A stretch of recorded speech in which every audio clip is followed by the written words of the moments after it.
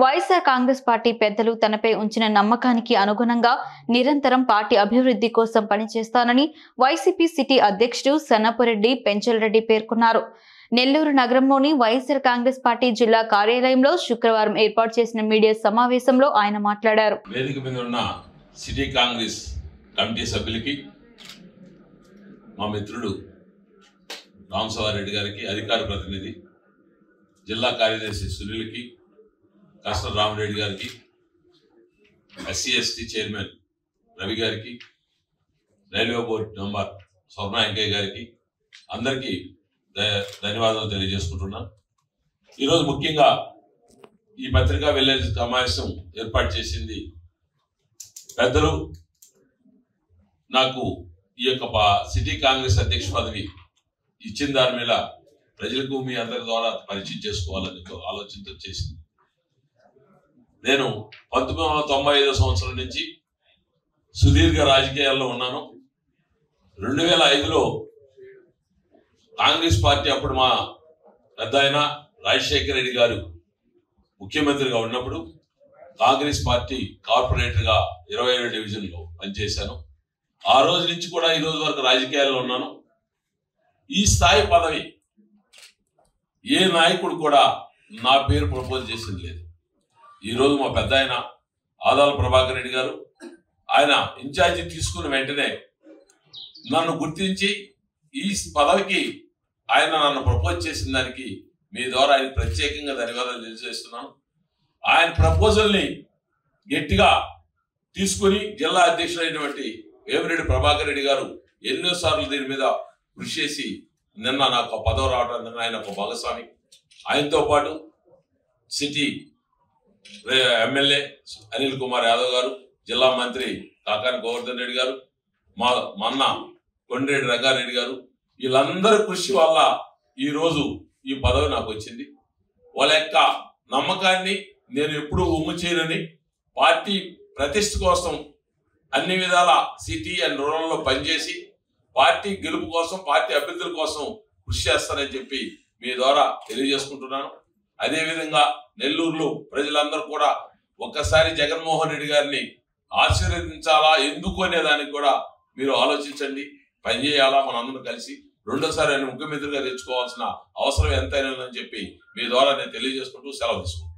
అభివృద్ధి అంటే దాని నిర్వచనం మాట్లాడే వ్యక్తులకి తెలుసో లేకపోతే తెలియదో నాకు అర్థం కావట్లేదు. అభివృద్ధి అంటే ఏంటి? జగన్మోహన్ రెడ్డి గారు ముఖ్యమంత్రి అయిన తర్వాత సంక్షేమ పథకాల కోసం గతంలో ఏ బడ్జెట్ ఉందో ఆంధ్రప్రదేశ్కి ఆ బడ్జెట్తోనే 2,64,000 కోట్ల పేద ప్రజల యొక్క అభివృద్ధి కోసం పనిచేసింది. అది అభివృద్ధి కాదా? కేవలం 3 సంవత్సరాలు ముఖ్యమంత్రి అంటే 2 సంవత్సరాలు మాకు కరోనాలో ఎవరు కూడా ఏ కార్యక్రమం కూడా చేయలేదు, మీ అందరికీ తెలుసు. ఒక 3 సంవత్సరాల పరిపాలనలోనే ఆర్థిక వ్యవస్థ కుంగిపోయిన 2,64,000 కోట్ల రూపాయలు పేదలకు వాళ్ళ యొక్క అభివృద్ధి కోసం ఖర్చు చేసింది అభివృద్ధి కాదా అని అడుగుతున్న కాంగ్రెస్ పార్టీని. ఒక్కసారి కాంగ్రెస్ పార్టీ ఆలోచించాలా, ఇది అభివృద్ధి కాదా? మరి అభివృద్ధి దిశగా ప్రయాణం చేసినావా లేదా అనేది ఒక ఆలోచించే. అభివృద్ధి అంటే ఈ 2,64,000 కోట్ల రూపాయలు గతంలో ఎవరు ఖర్చు పెట్టకుండా ఏమైందో తెలియకుండా ఉండేదాన్ని మీరు అభివృద్ధి అంటారా? కాంగ్రెస్ పార్టీకి ఈ యొక్క నిర్వచనానికి అర్థం చెప్పాలండి. ఈ 2,64,000 కోట్ల రూపాయలు మేము సంక్షేమానికి ఖర్చు పెట్టాం. గతంలో ఖర్చు పెట్టలేదు. ఈ డబ్బు ఏమైంది? అభివృద్ధి జరిగిందా? మరి రేట్లు దేనికి వస్తాం?